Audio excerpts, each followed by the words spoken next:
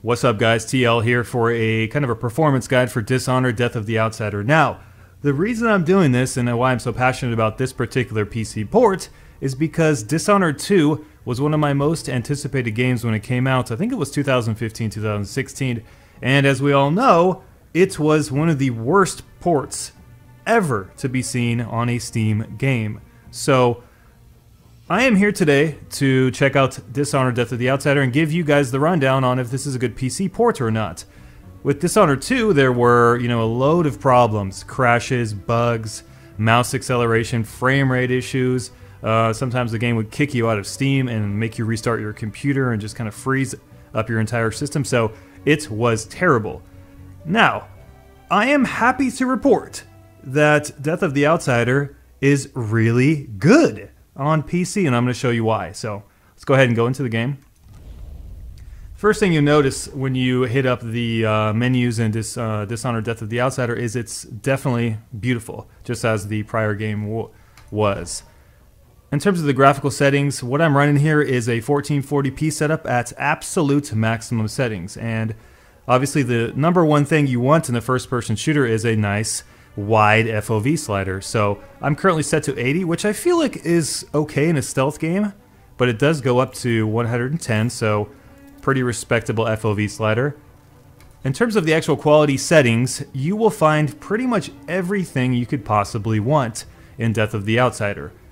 Scrolling down here, we do see the usual suspects: texture, shadow, post-processing, anti-aliasing, bloom, and such. But the best part about this particular menu, surprisingly, that not a lot of games actually have, is that if you look to the right side, every single setting has a explanation. I know, it's crazy, right? This is a touted feature. How could it possibly not be in the game, right? Well, not a lot of games include it.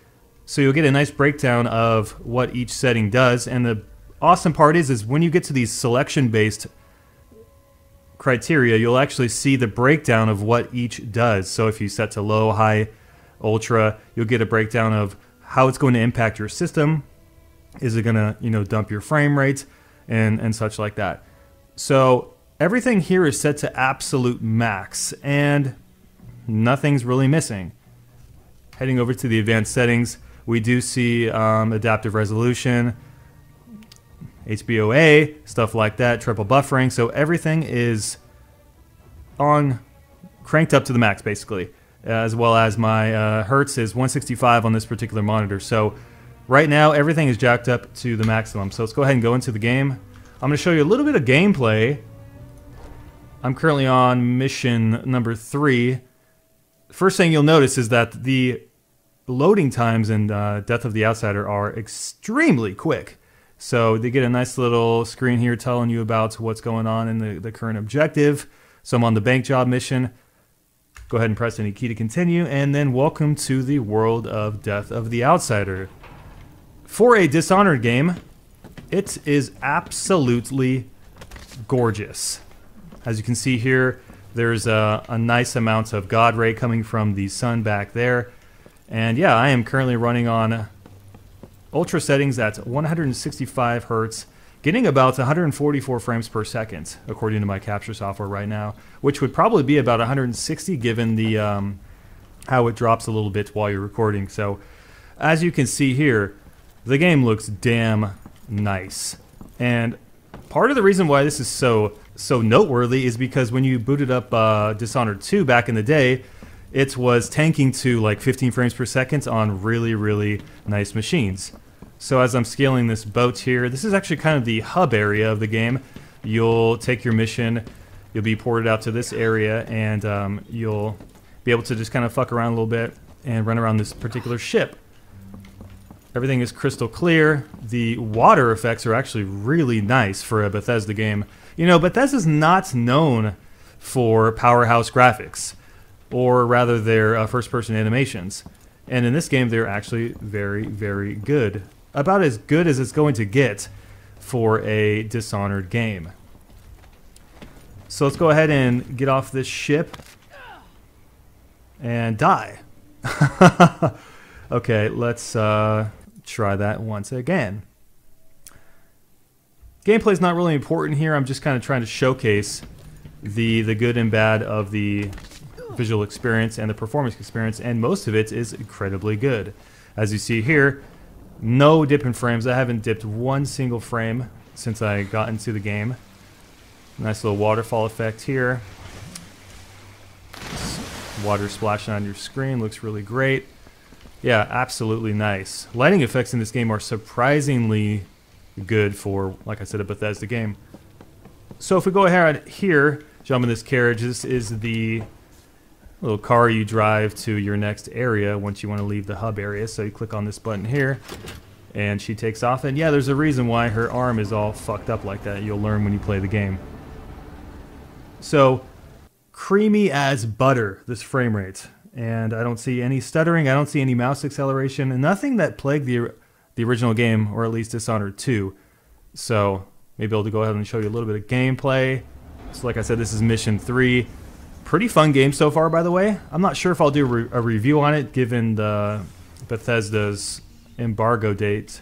They actually sent me the game today with the embargo date today, and you guys know how I feel about being rushed into doing a review. I just won't do it. So here we go. This is Mission 3. Beautiful landscape out here. The draw distance is pretty good for a Bethesda game. And as I scale this city here, you'll see that there's some fog effects. Nice little bloom effects as well on the fog. And no dip in frame rates. This is basically representative of my entire playthrough with Dishonored, Death of the Outsider. And now these guys are going to come kill me. I'm probably going to go down here because I'm just running through the city. But as you guys can see, a lot of activity on the screen. Haven't dipped a single frame yet. Let's see if I can kill this fool. Oh yeah. So right there, you'll notice my one complaint in the entire game in terms of the visual experience. You guys noticed right there when I went to go ahead and slow-mo assassinate that blue guard, there was a little bit of slowdown. And I'm not sure if that's associated with the slow motion effect, but it does look like it's actually dipping in frames.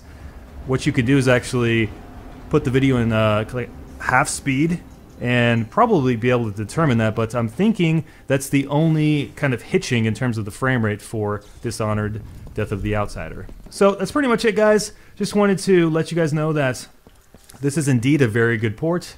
You'll be able to pick up the game for $30 tonight, and by the time this video is out, the game should be out as well. So I encourage you guys to at least give it a shot. If you're a Dishonored fan, I think you're going to like it. I've played about 5 or so hours of the game, and I'm really digging it. The main character, Billy Lurk, she's like kind of this android. I'm not going to spoil anything for you guys, but her performance is done pretty well, and there will be some familiar faces for Dishonored players. So yeah, that's about it, guys. Happy to report that Dishonored Death of the Outsider is rocking on PC. So that's pretty much it for today. You guys have a great day, and if you enjoy our particular content on Downward Thrust, go ahead and subscribe and hit the thumbs up button. You guys have a great day, and we'll see you in our next video.